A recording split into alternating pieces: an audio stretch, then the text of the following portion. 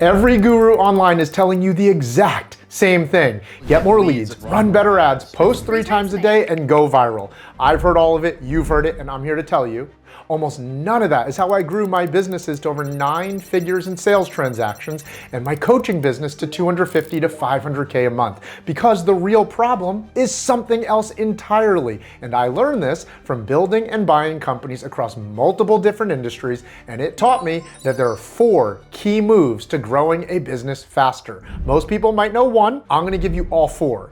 And I'm gonna tell you what most coaches won't tell you. And that is that the ones that grow your business the fastest have nothing to do with marketing. All right, lever number 1, pricing as your best filter, and not just for the sake of charging more. The hard truth first, most coaches I talk to are undercharging, not slightly either, like significantly. And the reason isn't that the market won't pay more, the reason is that you don't believe the market will pay more, and so you end up undercharging what you know you're actually worth. The issue with this is not just that it's making it harder for you to grow your revenue, it's hurting retention, it's hurting conversions, and most importantly, it's hurting the client experience. Because when you compete on price, you just become a commodity. You're the fully accessible coach, the affordable coach, and the one people work with who aren't actually as committed. They're what I call price-sensitive clients. And you probably have experienced this before. Price-sensitive clients are the first ones to cancel when life gets hard, go MIA when they don't feel like it. They need to be motivated on a regular basis, and they ghost the second this doesn't become a top priority, which not only hurts client experience, it then hurts LTV and retention later. So it has a downhill negative effect that could have been fixed at the top using pricing as a better filter, not for you making more money, but for serving clients at a higher level. It becomes a selection process that starts with how you price. Think about Louis Vuitton, they have a positioning where they don't apologize for their price. It allows it to be a selection process for who the right and perfect fit people are to buy their products, and those people keep coming back and buying more. Your coaching business can work the same exact way. The client who invests $5K to work with you shows up differently than the one who invested $2K. They do the work differently. They take it more seriously. So this isn't just about you making more. The crazy part I have found is that these clients get better results, give you better reviews, stay longer, and at the end of the day, get a more lasting transformation. And isn't that what we're promising to clients anyways? Why? Because they were filtered properly through effective pricing. Not pricing just to charge more, but pricing that meets people in the right sweet spot, aligned to attract perfect fit people that are ready for transformation and ready to take action. So the move here is not just to raise your prices just for the sake of raising prices. The move is to raise your prices in a way that's aligned to attract perfect fit people and repel wrong people and tire kickers or price shoppers.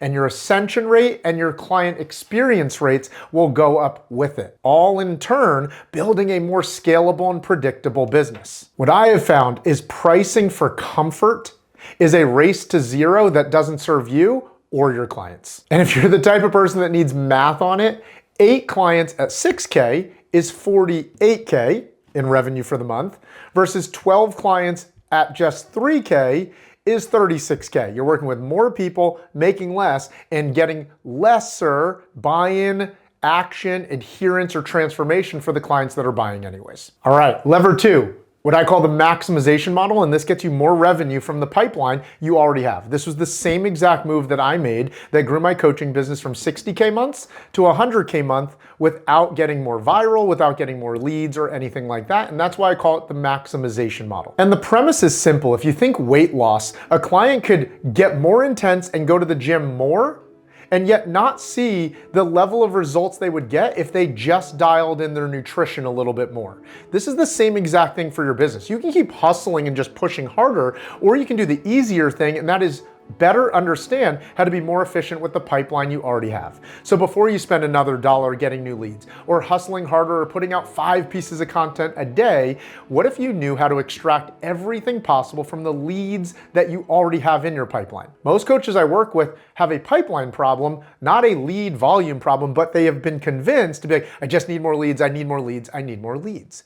They have leads who have gone cold because nobody followed up with them, prospects who got on a call and didn't close, people that started following you but weren't properly nurtured. People who have been consuming your content for weeks, months, or even years, but have never been properly connected with and never really given a direct reason to take a step forward now in a way that they move from a warm lead to a buying lead today. And here's what I know. The industry told me that the answer to a slower month or a month that I wanted to be bigger was work harder and get more leads. Spend more on ads. Great, I want you to get more leads, don't get me wrong. But if you just spend more on ads and post more content just in the name of getting more volume, the math doesn't always end up working out because you're just pouring more effort into a machine that's been under-optimized the entire time. The maximization model says go back through your entire pipeline right now and identify 3 places that you can make more money. Number 1, where in your existing pipeline over the last 90 days do you have leads that went dark? Every person who said not yet, in the DMs that they seemed interested and then they ghosted, where could we do a better job of re-engaging them through proper follow-up sequences or a nurture touch point to re-engage them to move them down the pipeline? The second place I've seen coaches optimize their revenue with their existing pipeline is show percentages. Show percentages to first call, show percentages to second calls. I think of a vegan coach that went from 40K to 60K a month, and all we did was optimize their show percentages at the different places that they were already putting effort in with leads. And improving show percentages is simpler than we think it is if we understand what leads to no-shows. Number 1 is speed to lead. A lot of times the lead was just booked too far out. Number 2, nurturing of the lead in a way that's continuing to build their emotional desire to want to get on the call. And the third is ABD. Always be disarming. A lot of times people no-show because they freak themselves out that they're going to be sold to or they can't afford the price. And so it's actually our job to keep bringing their guard down, to know that it's not a sales process that's going to happen to them. It's a collaborative conversation to see if you're a good fit to work together. That person is much more open and much more likely to show to the call. And so by improving show percentage, you get more shots at the basket. And the third way you can optimize the maximization model is conversion percentages. Calls that you're already on that either weren't closing or weren't closing at your highest end offer, and maybe you're getting a lot of drop downs. What if we just improved closing percentage by 10%? What difference would that make in your revenue? What if more of the people that were buying your highest core offer, not your middle package or your drop-down package? Those little tweaks alone don't require you to get more leads, don't require you to get on more calls, and yet add 10K, 20K, 30K, sometimes 50K or more per month to your business by just optimizing the pipeline you already have. And so you can fix the machine by doing a better job with nurture and follow-up, improving show percentages, and maximizing conversion percentages without spending more or trying harder to get new leads, but just doing a better job with the ones you already have. All right, third lever. Plug the churn and optimize Ascension. And before I just teach you this, I think of 3 coaches that have reached out to me in the last 30 days to say how this completely changed their business. Tara shared how she went from 30K months to just last month did 135K cash. And she said, before working with you guys, I had no idea how to even properly focus on this area. I think of another student, Robin. She said in the first 30 days of optimizing this area, we added $86,000 in new cash. And then Julia and Francesco shared with me, we are so happy that you taught us to focus on this because it added $133,000 in cash just last month. Now, I don't know if it'll add that amount of revenue, but even if it added 10K, 20K, or 30K more for you this month, would that make a major difference if you didn't have to work any harder than you already are? So how do we do this? The first key to improving this is plugging the churn. Most coaching businesses have a churn or a leakage problem that they then tell themselves is a lead problem. But the most valuable businesses in the world don't just focus on CAC, customer acquisition, and getting more. They equally focus on LTV, and that is retaining the customers that they already have, whether it's Amazon, whether it's Netflix, or whether it's your coaching business. But instead, what most coaches do is they just keep pouring more water faster into a bucket that's leaking and bleeding out. More ads, more content, trying to go viral. Yes, do those things. They are important. But what if you equally focused on shoring up the back end of your business as well in such a way that instead of 10, 20, or 30% of your customers retaining, what if it was 50, 60, 70%, and for every 10 customers you brought on, only 1 or 2 of them churned and you kept 7, 8, or even 9 of them? What would that do for your business? Instead, the industry has convinced coaches that 20 to 30% retention is solid. And I want you to sit with that for a second. That means 7 out of 10 of the clients you work with don't see a long-term path or didn't receive the value they thought they were going to get to the point where they trust you enough to want to continue working with you. To me, that's not okay. And it's not normal. And it does not have to be how your business works. I've watched coaches with small audiences grow to 100K, 200K, and 300K a month by just getting their absolute retention to 60, 70, and even 80%. And what that does to their business when it comes to stabilizing it, making it more predictable and more scalable, completely changes the way their model is built. Because when you're barely losing clients, it's really hard to not keep growing. The floor raises every single month. And even during your worst months, you have a stable base of revenue. Not because you got better at marketing, because you stopped letting the leakage or the churn of your business happen. The second way you do this is improving the actual retention sales system. And that's how you build a new ceiling. It's the process of how you're selling continuation that most people do completely wrong. They make it all about retention when retention is really all about recommitting to what's next. Because when you do this right, I'm not talking about some month-to-month continuation program. I'm not talking about having them stay longer, but you really discounted your price as the incentive for you to keep working together. That's also a business that's racing to zero. When done the right way, most of the clients who stay with you longer pay the same exact they've been paying you or actually start to pay you more. Think about the change that would create in your business if more customers were staying longer and more customers were paying more as they stayed. And if you're not optimizing your business model for this, Wharton proved to us that you're leaving so much revenue on the table. They actually quantified and found that the probability of selling to an existing client is up to 14 times higher than selling to a new one. They found it costs up to 25 times more to acquire a new client than to just sell to the one you already have. But most coaches get this so wrong that they're not retaining their clients, or when they do, they're retaining them into lower prices, which equals lower profit, or something that's just month to month that people end up canceling within the first 3 months anyways. The highest probability buyer in your entire business is someone who has already paid you. And if you have the right model to do this the right way, you will retain a higher percentage of people over a longer period of time into a higher level program. Most people just don't have this as a properly structured back end. So clients end up just leaving because they didn't see a clear path or a clear vision of how you can continue supporting them in a way that didn't feel monotonous, or it didn't feel like just a repeat of the things that you have already done. In other words, you weren't giving them a clear reason to stay. I call that the Effortless Ascension roadmap, but the simple way to think about it is coaches should have a roadmap for their clients just like freshman year through sophomore year, just like belts at a jiu-jitsu gym. And when you do that the right way, your business model becomes predictable and scalable. This is how Bastion added $956,000 in new business in 10 weeks without improving marketing. No extra ad spend, no going viral, not getting more leads, just improving his back end. Al Rakek added $240,000 in a month in additional back-end revenue, not from a new launch, not from a new funnel or anything like that. And that's why I know this third lever can add so much revenue to your business without improving marketing. And the fourth lever, and this is the one that most coaches resist the longest, and it keeps their business capped the hardest, because it requires something harder than just a new system or a new offer. It actually requires an upgraded identity. From coach to CEO, from content creator to CEO.